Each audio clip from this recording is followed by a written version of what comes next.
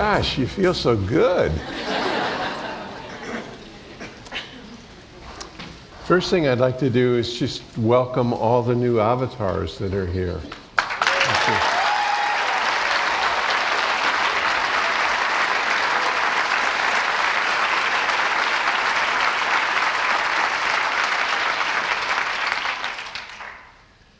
2 weeks ago, we finished the largest professional course that we have ever delivered.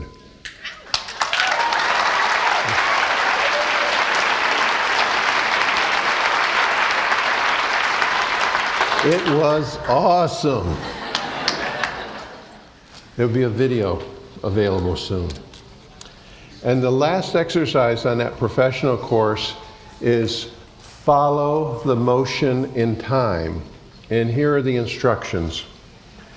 Take a walk and notice something that moves. Ask yourself, what is the purpose of that movement? Where did it come from? Where is it going? And continue the exercise until you experience a broadening in time and understanding of your perception. Now, this broadening of perception in time is a conscious ability called prediction. And it's following the direction of a cause and effect sequence into the future for the purpose of getting an idea of what's coming. And it's a natural ability.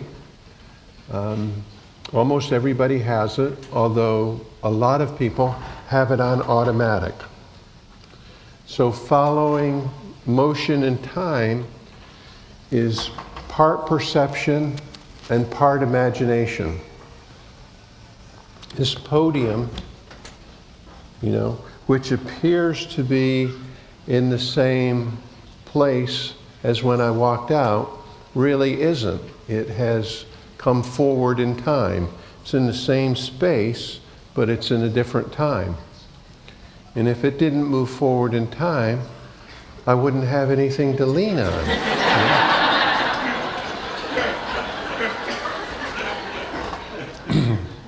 I once told you a story about a butterfly in Brazil whose wing beats goes through a cause and effect sequence that ends up as a tornado in Texas. And the way it happens is the butterfly's wing causes some pollen to fall out of a flower, and the pollen irritates a bull in his nose, and the bull sneezes, and the sneeze causes the bull herd of cows to stampede, and a cloud of dust rises from the stampede, and the sun heats the cloud of dust, causing warm air to rise. The warm air changes into clouds, which, because of the rotation of the earth, move northwest toward Texas, where they run into hot desert winds that cause a funnel cloud, which ends up being a tornado, right? So you see how this works? And prediction is the ability to follow a motion across time. And it's an ability that you use when you're driving a car in traffic. Like, what is happening right now leads to what will happen in a few more moments, which leads to what will happen in a few more moments, which leads to what will happen in a few more moments. Prediction is more accurate than guessing. And if you're behind the wheel of a car, it's a lot safer. Abra.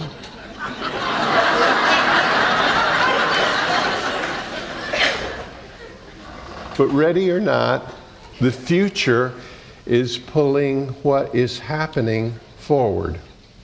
And our minds are automatically predicting future consequences and subsequently are contributing to their creation.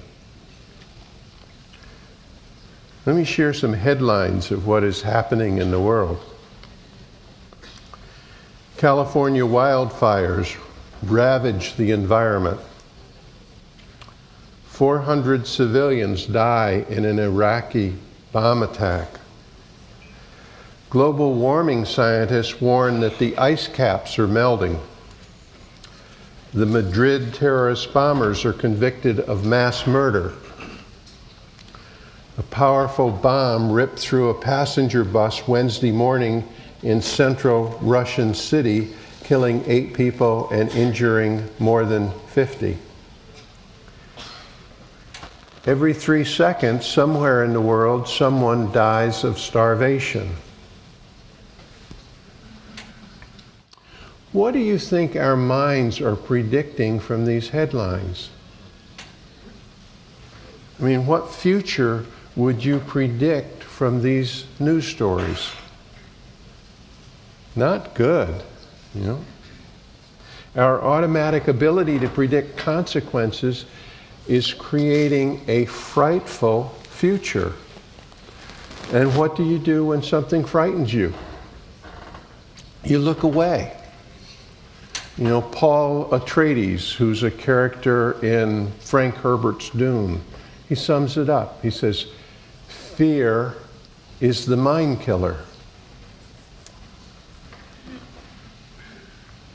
And I've never been a big fan of Isaac Newton or mathematics, but Newton's first law of motion is about as basic as you can get on understanding prediction.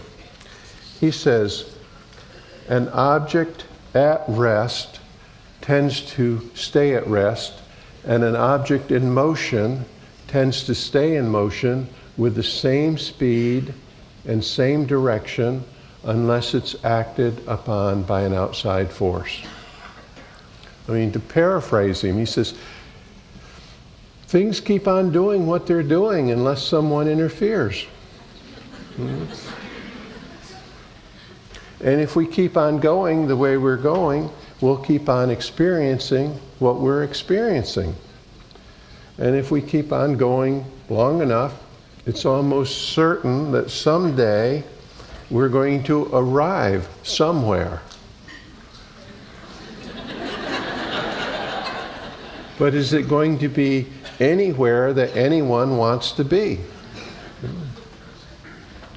Now, the more apprehensive our attitude becomes about the future, the more attention we transfer to the past. I mean, you don't really need attention on the past. In fact, you can just take your rear view mirror and throw it out the window. Nothing is going to catch up and try to pass you.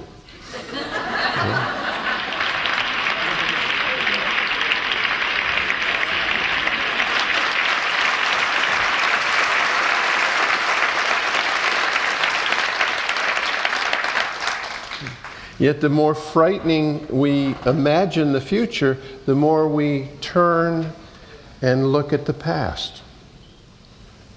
You can't drive forward while looking backward. Our ability to predict forward is still operating, but we kind of choose to ignore it or to invalidate it. Fear is the mind killer. And the past may be painful, but at least it's familiar.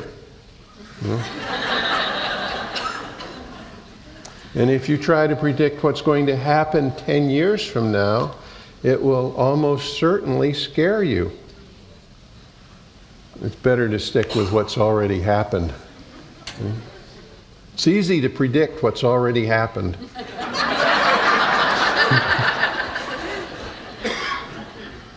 So instead of looking forward into a frightening future, some of us dwell in the past, and the past is full of injuries, excuses, losses.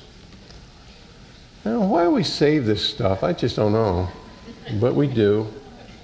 What good is it? Answer, it shows us that it wasn't our fault. I mean, researchers have estimated that over 25% of all people will experience chronic depression in the next decade. Hey, if I thought about the past all day, I'd be depressed too.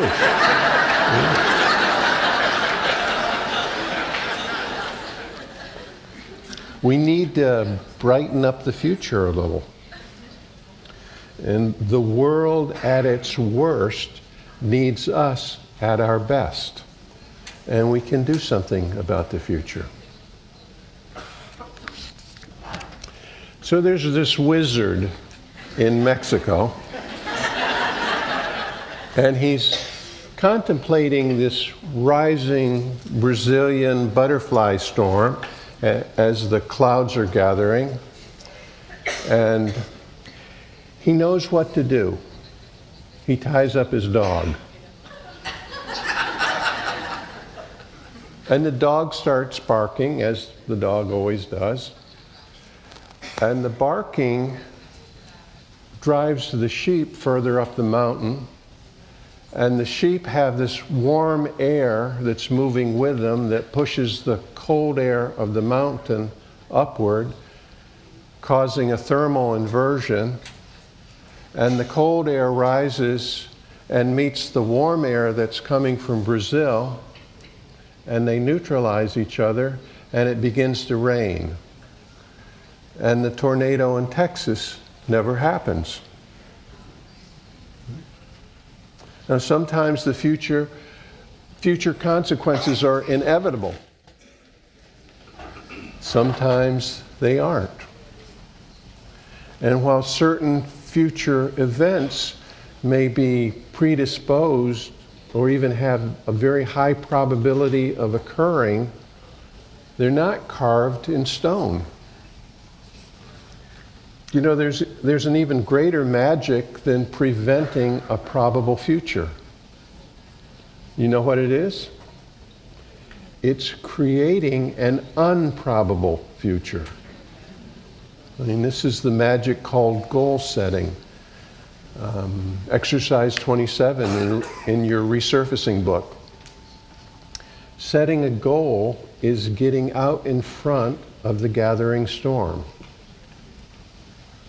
And if the direction of world events frightens you, just stop for a minute and decide, where would you rather go?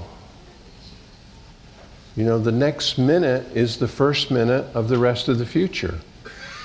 And time is always pulling you forward, so it's either pulling you towards something you want or something you don't want. And the thing we need to realize is that we are downstream from the past, but we're upstream from the future.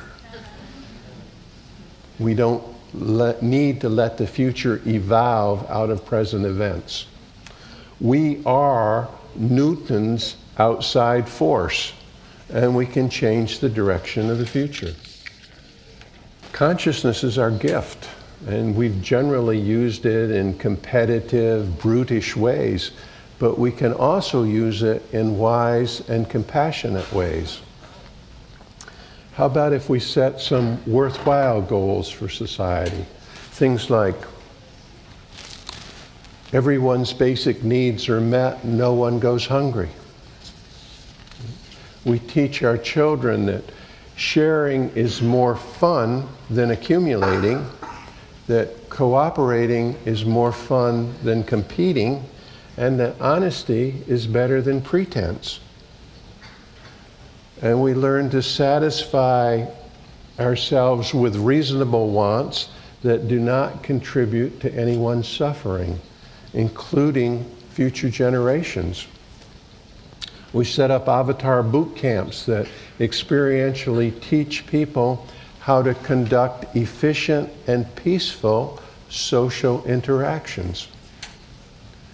I mean, nations can become internally harmonious by following the direction of their wisest members rather than the richest or the most popular. The first bylaw of every group should be respect everyone.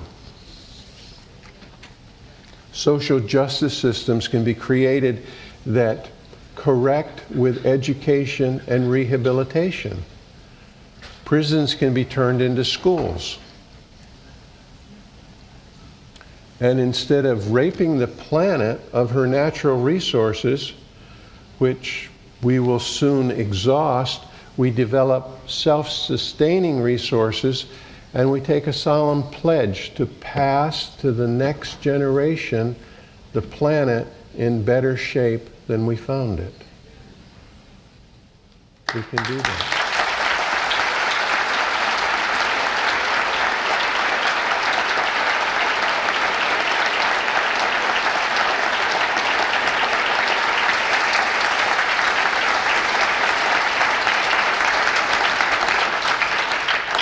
And this is only the beginning. This is the next moment.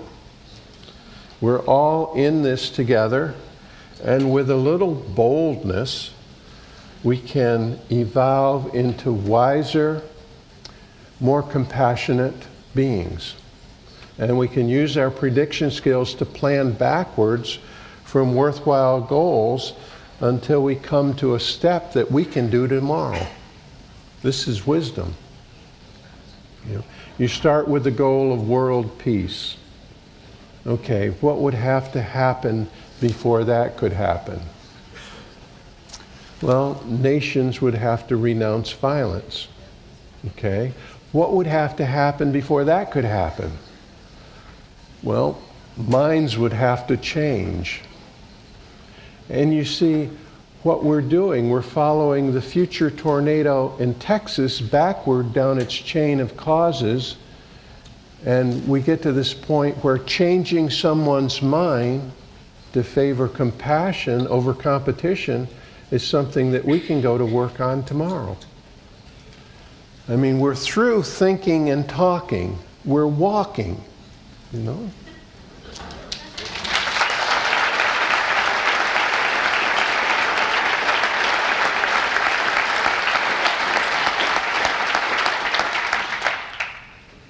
Follow your goal of contributing to an enlightened planetary civilization. Follow it backward down its chain of causes until you find what has to happen for that to begin tomorrow.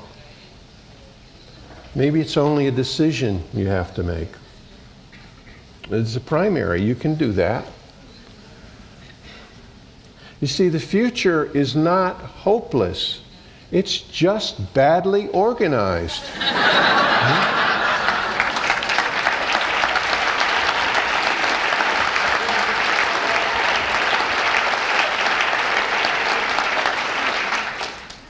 So many of you have already made the decision to contribute to the creation of an enlightened planetary civilization. That decision is your tying up the dog.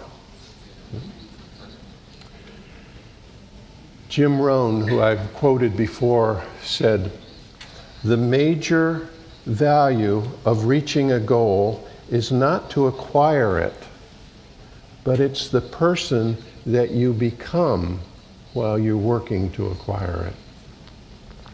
The major value is who you become.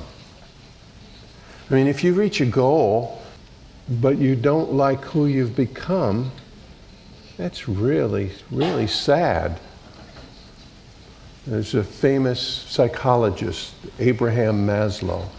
He created a hierarchy of human needs. And do you know what he put on the top? Self-actualization. Self-actualize. That's a fancy way of saying who you become while you're working to fill the other needs is really what's important. When you realize that the game is not just the goal, but who you become pursuing the goal, then some of your goals may change. Running in the race and running well is important. That's the real prize. Winning is not so important. I had a coach who knew this 50 years ago. He said, "It's how you play the game, Harry, not whether you win or lose."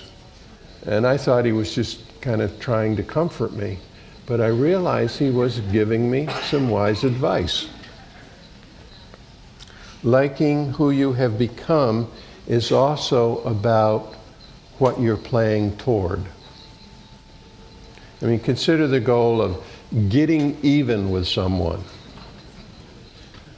or proving someone else is wrong, or showing someone else up. When you get there and accomplish that, are you going to like who you've become? Consider the goal of getting 1 million trees planted. You know? Instead of an Arbor Day, let's have Arbor weekends. And when you get there and you accomplish that, are you going to like who you've become? You betcha. You will. When you're setting goals, one of the most important questions you need to ask is, when I get there and accomplish that, am I going to like who I've become? Who you become is more important than what you win. Now, some people have their self-awareness dial set to numb. And the reason is because they have pursued goals that weren't worthwhile, and even though they have been successful, it's turned them into someone who even they don't want to know. And Christ had a lesson for that. He said, what shall it profit a man if he shall gain the whole world and lose his soul? And I don't know how many people have given up on their goals, even worthwhile goals, because of discouragement. A lot, I suspect. Now they just kind of drift in the direction that world events are following, and they get stuck in this attitude. It isn't worth it. And they may even try to sell it to you. It isn't worth it. You see, instead of getting honest and saying, I got discouraged and gave up, they say, it isn't worth it.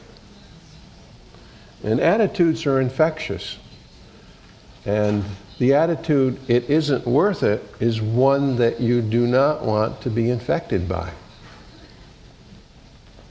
Contributing to the creation of an enlightened planetary civilization is a worthwhile goal. But don't even consider committing to it if you think you might give up. Because if you give up, you're going to hate yourself. You know, I've seen it. Here's a little 3-question life inventory that you might find useful. Goes like this. What do you want?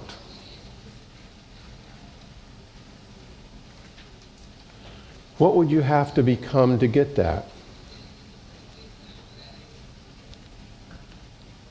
And is your attitude toward that goal working for you or working against you? Attitude is believing that the goal you set is achievable. It's sort of a forward-leaning belief that has accumulated enough passion that it drives your behavior. It's the walk your talk step. Now, a person can have the belief, I contribute to the creation of an enlightened planetary civilization, and still do nothing. But if instead the person has the attitude, I contribute to the creation of an enlightened planetary civilization, they're doing it. Something is being done. The mental state produced by a belief becomes an attitude when the action starts. Almost any observation that you can make about belief is also true of an attitude. It can be assistive, impeding to your life. It may cause you to succeed or self-sabotage. It may lead to happiness or to suffering. And yes, you can have a type 4 attitude. Type 4 attitudes are what make improbable goals achievable. And your share of power, success, and happiness are determined by a positive attitude toward worthwhile social goals. You can do it. And people who contribute to a worthwhile social goal, even if they have to sacrifice some selfish pleasures or give something up, they are still more relaxed and better able to recognize opportunities, more able to concentrate than someone who hasn't. Their awareness is higher. Let me show you. Assume the following set of attitudes toward the future and just watch how your body reacts, what the posture of your mind is. First one is, we're all going to die.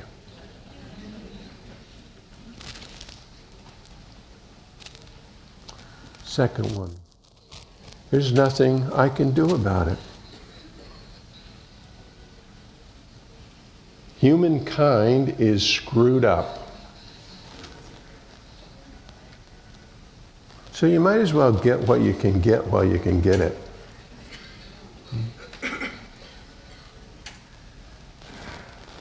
Notice your posture.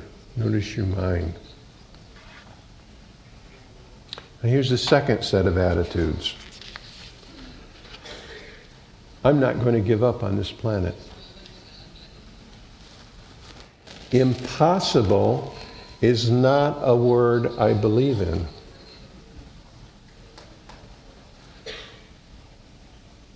I can't direct the wind, but I can adjust the sails. I am contributing to the creation of an enlightened planetary civilization. Now notice your posture, your internal. Does your attitude affect your health, success, and happiness? You bet it does. Yes.